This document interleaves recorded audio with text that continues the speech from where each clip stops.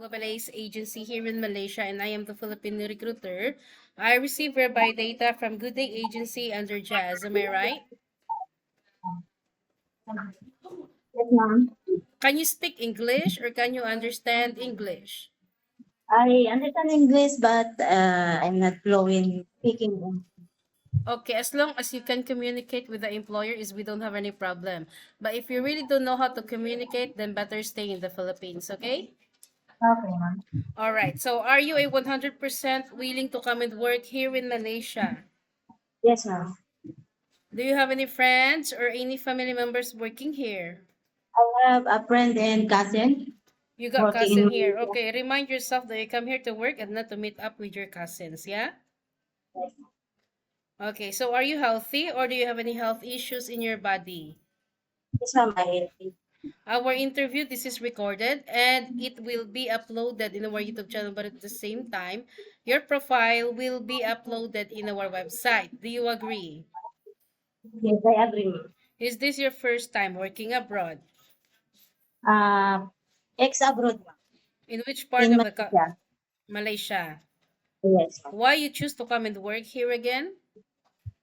Um, I in Malaysia a good employer. Oh, good employer. So your employer before here is not good.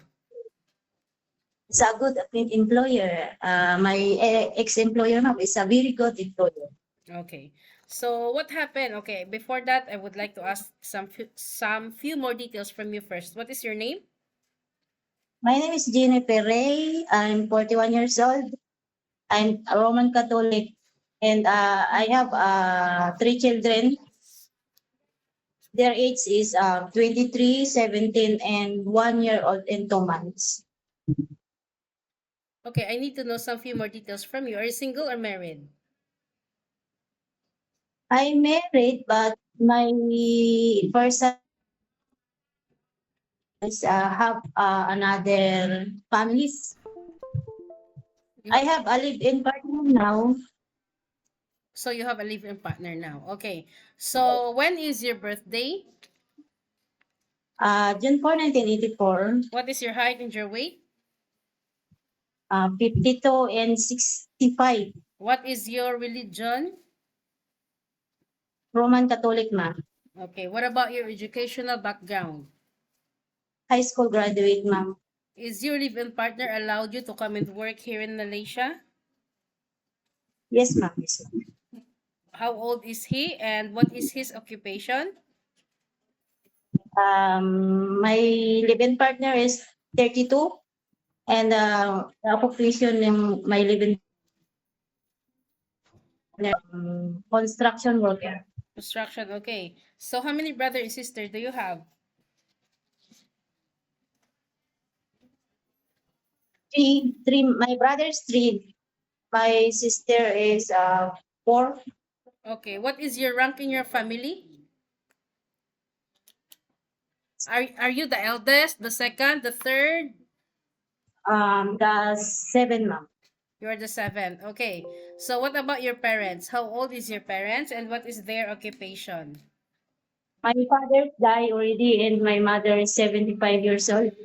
All right. Okay. So you have a 1-year-old child. So do you think you can finish your 2 years contract? Yes, ma'am. So who will going to take care of your kid later? A live-in partner, ma'am. Live-in partner. Okay, according to your profile, it was stated that you have a working experience here in Malaysia way back 2014 to 2022. You work here for 8 years, is it? In one employer only? Yes, ma'am. Yes, ma'am. In which part of the Malaysia you worked before? Um, Silangor. Selangor. Okay, so how many family member inside the house? Members. Uh, Six family members, two couple and four children. Is it Chinese or Indian or Malay? Chinese, ma'am. Chinese. Chinese. Okay, can you share it with me? What is your job responsibilities, their previous employment here in Malaysia? Expensive. Uh, What did you do inside the house? Cooking, cleaning, and Okay. car washing, Okay. take care baby and pet. Did you do laundry and ironing? Yes. What kind of pet you take care? Dog and cat. How many dog and how many cat? Three dogs and two cats. How old is the child that you take care? I forgot already. You I forgot. forgot already. Okay, but how many children you take care? Four. Four. So these four children you take care lah. Yeah. Okay, so later you let me know how old are those children, because I need to inform also at the same time the employer here. Okay? You need to remember it. So, you already got an experience here in Malaysia. You already know what are the preferences of those employers. Okay? And you know that houses here is very big one, and you already got an experience of how you do the house chores inside the house, right? Okay, so it's not new for you. So I just don't want that later you will going to compare your previous employer to your recently employer. No such a thing because every employer got different rules and regulations. Yeah? Are you ready for any task that the employer will be given to you? Yes, I'm ready, ma'am. Can you take your children or baby while doing house chores at the same time? Yes, ma'am, I can. Can you take your elderly people? Yes, I can, ma'am. Can you cook? I can cook, ma'am. Can you caregiving for bedridden patient and disabled person? I can, ma'am, I can. Are you comfortable taking care of pets? Yes, ma'am, I can. Okay, this is a 2 years contract and you cannot simply say you wanted to go back home because you miss your family and you cannot handle your job anymore. Nobody forced you to come and work here in Malaysia, okay? Okay. Once you terminate your contract, you know that there will be a consequences, which is you need to pay your employer and at the same time the agency has nobody forced you to come and work here, okay? Usage of mobile handphone, you are not allowed to use your phone during working time, but instead you can hold it during nighttime only. After you finish your job for the whole day and you will render your phone on the next morning before you start your work. Of course, you are entitled to have a rest once a week, but you are not allowed to go out on your rest day. You will going to stay only inside the employer's house, and if you will work, employer will going to compensate your salary. Are you okay with our rules and regulations?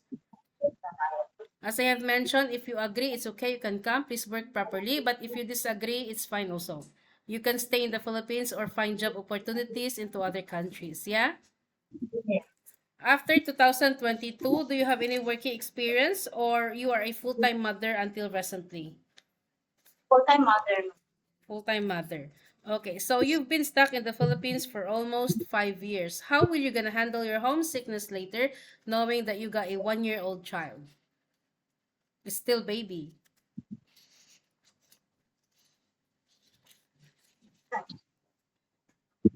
What will you do if you feel homesick, ate? Or if you miss your family I call my family before, after my work. after your work? Remind yourself why you wanted to come and work abroad because you wanted to sustain your family's needs, yeah?